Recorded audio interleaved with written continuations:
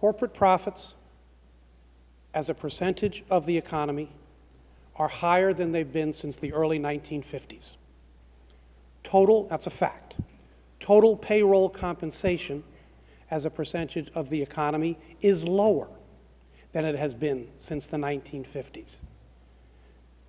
And union representation in the private sector workforce is 7%.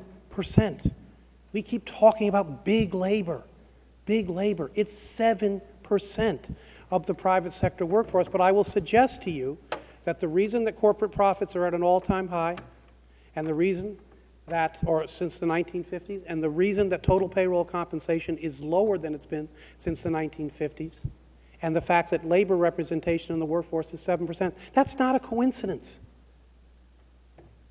It's all connected. Now, there's lots of reasons why compensation has gone down. One of them is increased productivity. One of them is outsourcing and the refusal of this Congress to take a stance against that. But one of them is this relentless attack on the ability of working families, working people to organize. And when we have an economy that 70% of which is rooted in consumer spending, if we drive down the ability of consumers to spend, which we do when we drive down their wages, is it any wonder we're struggling?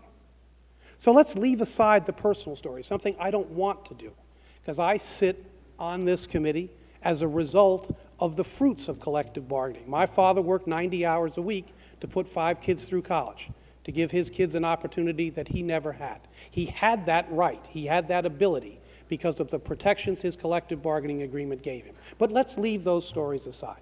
If we care about our economy, if we care about economic stability, if we care about growth, then people need to make more money in this country, and we can't continue to put obstacles in their way to improve the terms and conditions of their employment. That's precisely what the agenda, I'm sad to say, of the majority party, I believe, has been, certainly since the start of the 112th Congress. And I hope that at some point we will focus on what we can do to build the middle class and focus on what we can do to build economic stability in this country and stop demonizing those that produce the profits that corporations enjoy. I yield back.